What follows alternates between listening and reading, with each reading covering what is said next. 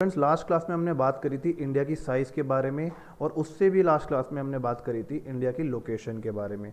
इस वीडियो में हम बात करेंगे India and the world. India का वर्ल्ड के साथ क्या रिलेशन है, ज्योग्राफिकली भी और स्ट्रेटेजिकली भी, ये हम बात करेंगे। The Indian land mass has a central location between the east and west Asia. यहाँ पे इंडिया है अगर, तो इसके इस साइड एशिया, ये पूरा एशिया है। इंडिया जो है ईस्ट एशिया और वेस्ट एशिया के मिडल में पड़ता है।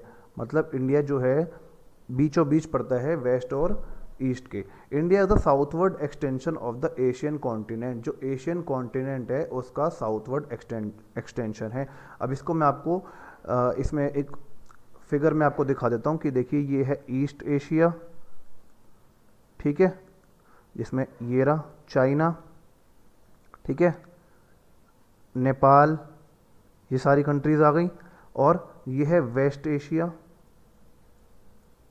पाकिस्तान, अफगानिस्तान, ईरान, ठीक है, तुर्किस्तान, तुर्कमेनिस्तान, ये सब के सब क्या आ गई, वेस्ट एशिया में आ गई। तो इंडिया जो है मिडल में पड़ता है वेस्ट और ईस्ट एशिया के।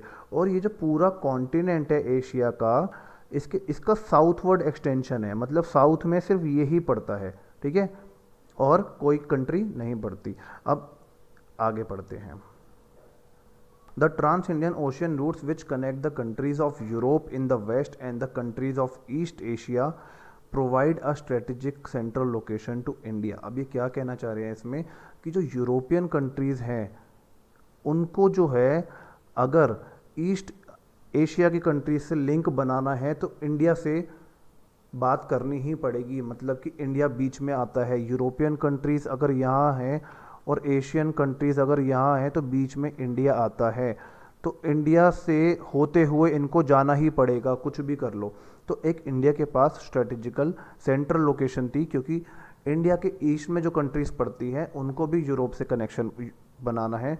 इसके लिए इंडिया के पास एक स्ट्रेटेजिकल एडवांटेज थी। Note that the Deccan peninsula protrudes into the Indian ocean. जो डेक्कन पेनिसुला है वो इंडियन ओशियन की तरफ ही जा रहा है, this helping India to establish close contact with west Asia. West Asia के साथ भी इंडिया के क्लोज कॉन्टैक्ट हैं, और अफ्रीका के साथ, and Europe from the western countries. अब ये सारी बातें क्यों हैं ये आपको मैप में समझ में आएंगी कि क्यों इंडिया को फ़ायदा है स्ट्रेटेजिकल लोकेशन का। ये देखिए आप, यहाँ पर जो है ये यूरोपियन कंट्रीज़ आ गई, ठीक है। इनको अगर आना है हमारी ईस्ट एशिया में, जहाँ पे ये बैंकॉक, चाइना, सिंगापुर, मलेशिया, इनको जो भी सी रूट कनेक्ट करना है इंडिया से होते हुए जाना पड़ेगा, इंडियन ओशियन से होते हुए जाना पड़ेगा, ठीक है। और ये जो है ये सारा क्या है, वेस्ट एशिया है। तो वेस्ट एशिया के साथ भी इंडिया के अच्छे वो हैं लिंक, क्योंकि इनको भी अगर कुछ ईस्टर्न एशियन कंट्री से बात करनी है, कोई सामान समुद्र रास्ते से भेजना है, एयर का सी रूट का जो जरिया है वो इंडियन ओशियन के होता हुआ जाता है, और इंडिया ही बीच में पड़ता है। इंडिया की कोस्ट लाइन इतनी बड़ी है, आप देखिए समुद्र में, कि किसी को भी अगर रास्ते में रुकना भी है किसी उसको, तो वो कहाँ रुकेगा, इंडिया में ही रुकेगा। इंडिया को मतलब एक स्ट्रेटेजिकल एडवांटेज है बहुत ज़्यादा, ठीक है। इसलिए इंडिया के यूरोपियन कंट्रीज़ के साथ, वेस्ट एशियन कंट्रीज़ के साथ और ईस्ट एशियन कंट्रीज़ के साथ भी स्ट्रेटेजिकल बहुत ज़्यादा एडवांटेजेस हैं, ठीक है। इंडिया की आप अगर मैप खोल के देखोगे ना कि एशिया में इंडिया कहाँ पड़ रहा है और कैसे, देखिए आप ये सी रूट्स देखिए, ये सी रूट आ रहे हैं, ये जितने भी सी रूट्स आ रहे हैं कहाँ जा रहे हैं, मुंबई से होते हुए, इंडियन ओशियन से होते हुए, ये कोलकाता, इधर मुंबई, ये पूरा चाइना भी अगर जाना है ना, अगर यूरोप से या फिर वेस्टर्न एशियन कंट्री से कोई जाना है सी रूट से, तो वो इंडिया से होता हुआ ही यहाँ चाइना जाएगा, इधर जापान जाएगा, या फिर इधर सिंगापुर, मलेशिया जाएगा, ठीक है। तो मतलब इंडिया के पास बहुत ज़्यादा स्ट्रेटेजिकल लोकेशन का फ़ायदा है, एडवांटेज है, ये आपको पता चल गया।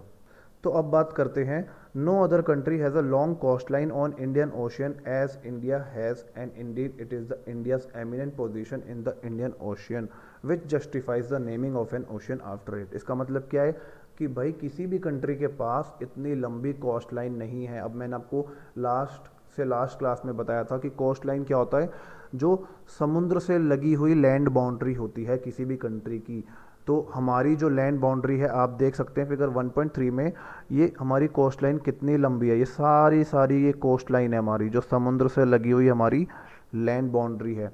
तो किसी भी कंट्री के पास इतनी बड़ी कोस्ट लाइन नहीं है जितनी कि इंडिया के पास है, ठीक है, इंडियन ओशियन में।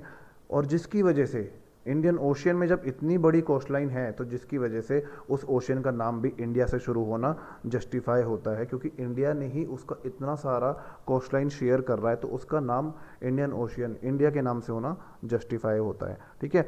अब एक इंटरेस्टिंग फैक्ट क्या है कि यूरोप से सी रूट की अगर बात की जाए, इंडिया में आने तक का डिस्टेंस पहले बहुत ज़्यादा था, बहुत ज़्यादा था। अब जो है जब से स्यूज़ कैनल का यूज़ हुआ है, ये स्यूज़ कैनल क्या है 1869 में इसकी ओपनिंग हुई है, तो ये इसका डिस्टेंस जो है अब 7000 किलोमीटर से इसने रिड्यूस कर दिया है इंडिया और यूरोप के बीच में। तो अगर हम बात करेंगे स्यूज़ कैनल की तो फिगर 1.3 में हम देख सकते हैं ये है स्यूज़ कैनल। मैं आपको जूम करके दिखा देता हूँ, स्यूज़ कैनल, ठीक है, ये जा रहा, यहाँ पे सारी ये क्या है यूरोपियन कंट्रीज आ गई, ठीक है। और ये स्यूज़ कैनल जा रहा है, ये देखिए ये इसको बोला है स्यूज़ कैनल, ये यहाँ से होता हुआ जा रहा है सी रूट से, कैनल की तरह लग रहा है। और ये इंडिया में कहाँ जा रहा है, मुंबई जा रहा है। तो इसकी वजह से अब इस सी रूट की वजह से डिस्टेंस जो है बहुत ज़्यादा कम हो गया। पहले उनको पता नहीं कहीं से घूम के आना पड़ता होगा, कहीं ना कहीं से उनको होकर आना पड़ता होगा, पीछे से आना पड़ता होगा और ज़्यादा, तो इनको डिस्टेंस अब रिड्यूस हो गया इस स्यूज़ कैनल की वजह से, इसकी ओपनिंग की वजह से। ये सीधा यहाँ से आते हैं मुंबई, यहाँ से श्रीलंका भी जा सकते हैं, यहाँ सिंगापुर, मलेशिया, कोलकाता, चाइना, जहाँ इनका मन करे। तो इसकी वजह से मैं बात कर रहा था कि स्यूज़ कैनल जो 1869 में ओपन किया गया है, इसकी वजह से 7000 किलोमीटर इंडिया और यूरोप के बीच में कम हो गया है, ठीक है। तो इंडिया की बात कर रहे थे हम, बहुत ज़्यादा स्ट्रेटेजिकल एडवांटेज है इंडिया को, ये पता चल गया। अब आगे पढ़ लेते हैं। India's contact with the world have continued through ages, but her relationships through the land routes are much older than her maritime contracts. मतलब समुद्र की रास्ते की बात करें या समुद्री कॉन्टैक्ट की बात करें, सी रूट्स की अगर बात करें तो वो तो है ही हैं, अच्छे हैं, एजिस से चलते आ रहे हैं बहुत अच्छे रिलेशनशिप। बट लैंड रूट्स के तो उससे भी ज़्यादा पुराने हैं। ये जो माउंटेन्स के थ्रू जो नॉर्दर्न एरिया में जो माउंटेन्स हैं इंडिया में, वहाँ से भी बहुत सारे पैसेजेस हैं जहाँ से एंशियंट ट्रैवलर्स आए हैं और गए हैं इंडिया से, ठीक है। While the oceans restricted such interaction for a long time, but लंबे टाइम में कोई भी इंटरेक्शन ओशियन से इंडिया का नहीं हुआ है। हाँ, हालांकि एजिस से बहुत ज़्यादा पुराने टाइम से इंडिया के सी रूट से भी बहुत स्ट्रेटेजिकल एडवांटेजेस हैं। These routes have contributed in the exchange of ideas and commodities since the ancient times. अब ये जो रूट्स हैं इसका जो है ना, इसकी वजह से क्या हेल्प मिली है, एक्सचेंज ऑफ आइडियाज़ हुए हैं और कमोडिटीज़ का एक्सचेंज हुआ है। जब भाई रास्ते एक कंट्री से दूसरी कंट्री से कॉन्टैक्ट आसान हो जाते हैं तो ऑब्वियस सी बात है कि भाई सामान एक कंट्री से दूसरी कंट्री में आसानी से जा सकता है, फिर चाहे वो एयर रूट हो फिर चाहे वो सी रूट हो। एंड इसी के हिसाब से आइडियाज़ भी जा सकते हैं। एंड रामायण का आइडिया जो सब जगह फैला, उपनिषद का आइडिया जो सब जगह फैला, जो स्टोरीज जो थी पंचतंत्र की, वो सारी कैसे फैली, इंडियन न्यूमरल्स जो है, डेसिमल सिस्टम जो आया, वो कैसे जो है अदर पार्ट्स में पहुंच पाया वर्ल्ड के, वो इसी रूट्स के हिसाब से, कॉन्टेक्स्ट के हिसाब से, ये जो दीज रूट्स हैं, इन रूट्स की वजह से कंट्रीब्यूट हो पाया है। अगर ये ट्रैवल ही नहीं कर पाते ये आइडियाज़ या ये कॉमोडिटीज़ तो कैसे बात बनती, ठीक है। The spices, muslin and other merchandise were taken from India to different countries. आप जानते ही हैं इंडिया स्पाइसेस के मामले में, मसाले मसूलों के मामले में बहुत फेमस है। तो ये सब कैसे पॉसिबल हो पाया है, ये दूसरी कंट्रीज़ में कैसे जा पाया है, इंडिया की सी रूट्स और एयर रूट्स की हेल्प से, जो कि या लैंड रूट्स की हेल्प से, जो कि बहुत अच्छा है, बहुत एंशियंट टाइम से अच्छा है बल्कि, ठीक है। तो आगे बढ़ते हैं। On the other hand the influence of Greeks culture and the architectural styles of dome and minarets from west Asia can be seen in different parts of our country. अब ऐसा नहीं है कि आइडियाज़ का एक्सचेंज और commodities का exchange जो है सिर्फ इंडिया से ही बाकी वर्ल्ड में हो रहा है, नहीं, दूसरी कंट्रीज़ की भी प्रोडक्ट्स कह लो या आइडियाज़ कह लो या उनका इन्फ्लुएंस कह लो, इंडिया पे भी पड़ा है। जैसे कि ग्रीक के स्कल्पचर जो है आप हमारी कंट्री में जगह जगह हिस्टोरिकली देख सकते हैं, आर्किटेक्चरल स्टाइल्स के जो डोम बने हुए हैं इंडिया में, कितने सारे डोम्स हैं, वो उनका जो आर्किटेक्चरल स्टाइल्स है वो किसको फॉलो करता है, ग्रीक के कल्चर को फॉलो करता है। तो ये सब कैसे हो पाया है, अच्छे कॉन्टैक्ट्स की वजह से हो पाया है, एक्सचेंज ऑफ आइडियाज़ की वजह से हो पाया है, ठीक है। और ये हमारी कंट्री में आप देख सकते हो ग्रीक कल्चर भी बहुत फैला हुआ है और आर्किटेक्चरल जो है स्टाइल भी बहुत फैला हुआ है, डोम जो है आर्किटेक्चरल स्टाइल्स के ही बने हुए हैं, ठीक है। तो अब आगे बात कर लेते हैं इंडियाज़ नेबर्स के बारे में। आप जानते होंगे इंडिया के नेबर पाकिस्तान है, श्रीलंका है, चाइना है, अफ़गानिस्तान है, नेपाल है, ठीक है, और बांग्लादेश है। ये सब हम जानते ही हैं, बट डीप में जानने के लिए क्या स्ट्रेटेजिक पोजीशन है एशिया में, साउथ एशिया में, इसके बारे में हम बात करते हैं। तो India occupies an important strategic position in south Asia. South Asia में भी, मतलब वर्ल्ड के साथ तो इंडिया के कनेक्शन अच्छे हैं ही हैं, एशिया में भी ना जो पोजीशन है इंडिया की, जिस जगह इंडिया है वो बहुत इंपॉर्टेंट स्ट्रेटेजिकल पोजीशन है। क्यों? क्योंकि इंडिया की बाउंड्री जो है इतने सारी कंट्रीज़ के साथ शेयर हो रही है। अगर आप मैप में देखोगे ना तो आप देखिए ये इंडिया है, अब इंडिया की बाउंड्री चाइना के साथ है, ठीक है, इंडिया की बाउंड्री नेपाल के साथ है, बांग्लादेश, पाकिस्तान तो भाई है ही है, ठीक है, अफ़गानिस्तान, अफ़गानिस्तान के साथ भी इसकी बाउंड्री है। तो इंडिया की बाउंड्री आप देखिए और स्ट्रेटेजिकल पोजीशन देखिए कि कितने कंट्रीज़ के साथ जो है ये अपनी लैंड बाउंड्री शेयर करता है, जिसकी वजह से बहुत फ़ायदा भी है। और आपको पता ही है कि जैसे पाकिस्तान के साथ दुश्मनी है तो आए दिन टेररिस्ट अटैक्स भी होते रहते हैं, तो नुकसान भी कह सकते हैं। अब आगे बढ़ते हैं। India shares it's land boundaries with Pakistan and Afghanistan in the north west. बात करी ली इसके बारे में।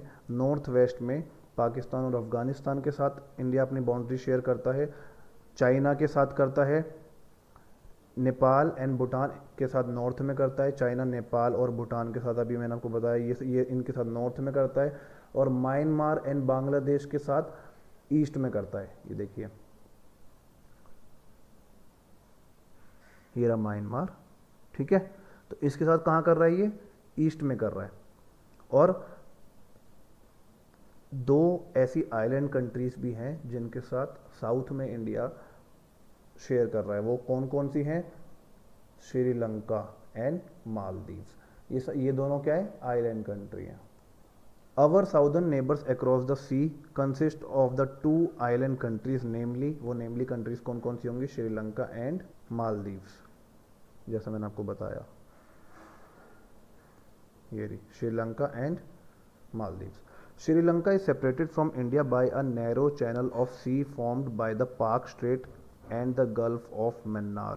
अब ये एक इम्पॉर्टेंट पॉइंट है। श्रीलंका और इंडिया जो हैं वो सेपरेटेड हैं by a narrow channel of sea, समुद्री रास्ता है, ठीक है, और जिसको क्या कहा गया है? Park straight. अब आपने सुना होगा राम जी जो है राम सेतु पुल बनाते हैं ना, पत्थर पत्थर रख रख के जो जाते हैं श्रीलंका में, तो वो है ये पार्क स्ट्रेट, ठीक है। क्या ये? Palk strait and gulf of Mannar यहाँ पर, ठीक है। यहाँ पे इंडिया और श्रीलंका सी रूट से डिवाइड हो रहे हैं। While Maldives island are situated to the south of the Lakshadweep island. अब ये जो लक्षद्वीप आइलैंड है, पता ही है आपको, इंडिया का पार्ट है ये, इसके साउथ में मालदीव आइलैंड पड़ता है, ठीक है। India has had strong geographical and historical links with her neighbours. India के स्ट्रॉन्ग जोग्राफिकल लिंक्स हैं और हिस्टोरिकल लिंक्स भी हैं अपने नेबर्स के साथ साथ। कहीं ना कहीं हर देश के साथ इंडिया की हिस्ट्री रही है, आपको पता ही है, पाकिस्तान के साथ रही है, बांग्लादेश के साथ रही है, चाइना के साथ रही है, और जोग्राफिकल लिंक भी बहुत अच्छे रहे हैं। Look at the physical map of Asia in your Atlas. आप फिजिकल मैप में देखोगे and note how India stands apart from the rest of Asia. आप खुद ही देखोगे कि इंडिया की जो पोजीशन है वो इतने सारे कंट्रीज़ के साथ लिंक में है, जिसकी वजह से इंडिया को स्ट्रॉन्ग जोग्राफिकल लोकेशन है एंड स्ट्रॉन्ग जोग्राफिकल लिंक है एंड स्ट्रॉन्ग हिस्टोरिकल लिंक भी है, ठीक है। तो इतनी बात कर ली हमने इस चैप्टर में। अब मैं नेक्स्ट वीडियो में मैं आपके लिए इस चैप्टर के कुछ इंपॉर्टेंट क्वेश्चंस लेकर आऊँगा, एंड आपके कोई डाउट्स हैं तो आप कमेंट्स में मुझसे पूछ सकते हैं, मैं आपकी जरूर हेल्प करूँगा। वीडियो अगर पसंद आई हो तो वीडियो को लाइक जरूर करिएगा, अपने फ्रेंड्स के साथ शेयर करना ना भूलिएगा। Thank you.